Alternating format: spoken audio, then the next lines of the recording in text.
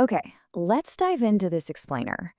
Imagine a room with absolutely no music, no conversations, no notifications going off, just total stillness. Now, for a lot of us, that kind of environment sounds, well, incredibly lonely.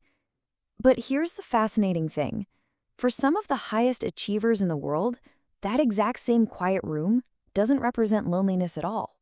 They actually view it as absolute freedom. So it kind of makes you wonder, right? Why on earth do some of the most productive, ambitious people out there actively retreat into complete isolation when they just close the door and disappear from the world? Is it just arrogance or, I don't know, pure introversion? Well, psychology suggests there's actually something much deeper happening here. Silence isn't merely the absence of noise, it's this active environment where your most powerful thoughts can finally be heard. Section 1. The problem with constant noise. Before we can truly appreciate the power of silence, we've got to look at the chaotic baseline of modern life. Just imagine waking up tomorrow and hearing every single notification you've ever received all at exactly the same time. We're talking the text messages, the endless emails, the social media alerts, advertisements, opinions, demands, expectations. The average person is exposed to a sheer volume of information every single day that our brains were literally never designed to handle. This relentless level of stimulation just forces us to constantly multitask just to survive the day. But what if we just stop? What if there's just silence?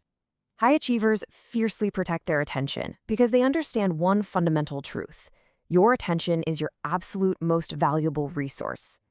When the noise finally stops, your mind actually gets the space to breathe. There's actually an exact psychological term for what happens to our brains in this modern, super loud world. It's called cognitive overload.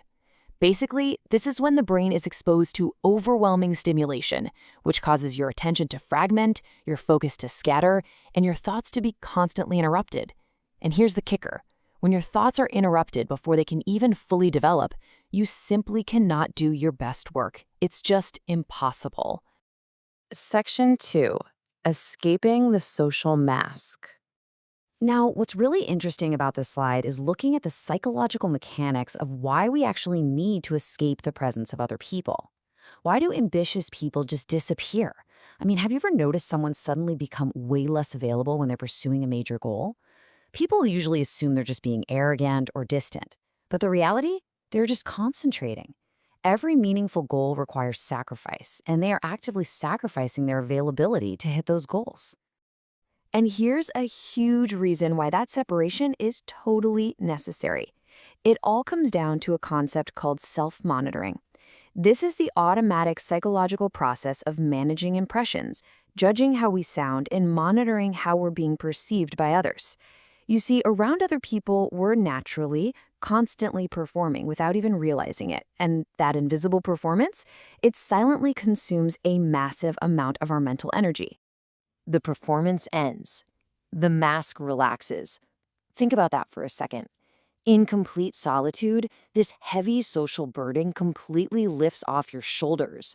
The mind finally stops managing impressions, and suddenly, all that trapped mental energy becomes instantly available for thinking, creating, building, and problem solving. It's just an absolutely incredible release of cognitive power. Section 3. Finding the flow state. So, now that we've dropped the social mask, how do quiet spaces physically change our capacity for deep work? Well, think about the greatest ideas you've ever had. They probably didn't happen while you were aimlessly scrolling on your phone, right? They likely happened on a quiet walk, or maybe during a really long shower. Uninterrupted concentration allows the brain to enter what's called a flow state. This is a mental condition where your attention becomes fully absorbed in a task. Time basically disappears, and the work feels almost effortless. But be warned, flow is incredibly fragile. It can be shattered in an instant by just a single notification. Let's move to and see how this builds into the actual relationship between solitude and creativity, which follows a pretty clear process. Step 1. Disconnect from constant stimulation. Step 2. Allow your thoughts to wander. Step 3. Connect seemingly unrelated ideas. And Step 4.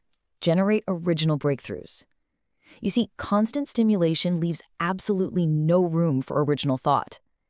Now, isolation itself doesn't magically create genius, but it does give genius the room it desperately needs to breathe and connect those dots.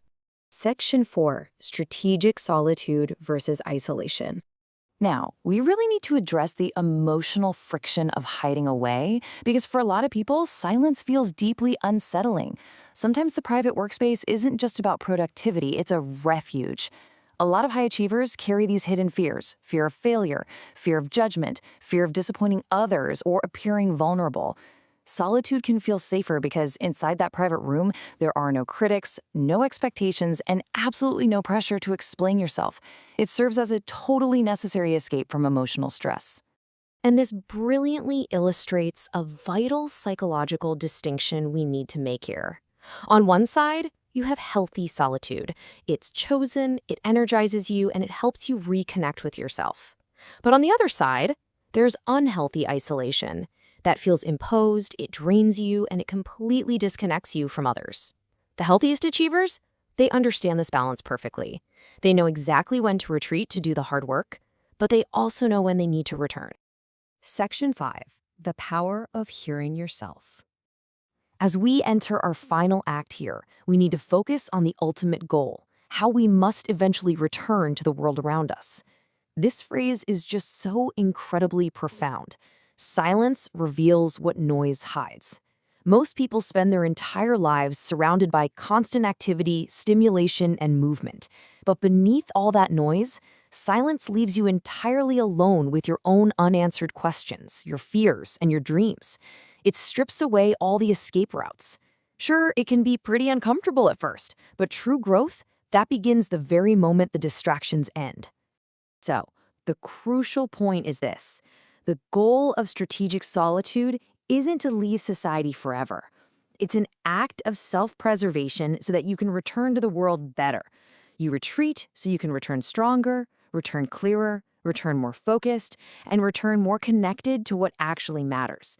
Because at the end of the day, human beings still absolutely need relationships, support, and a sense of belonging to truly thrive. The people who achieve extraordinary things aren't always the loudest or the most visible. Often, they're simply the ones willing to sit alone with their thoughts long enough to transform them into something deeply meaningful. So I want to leave you with this provocative question to ponder. Do you do your best thinking in complete silence or around other people? Let me know in the comments below. Because honestly, the most important conversations you'll ever have are often the ones that happen when the room is completely quiet.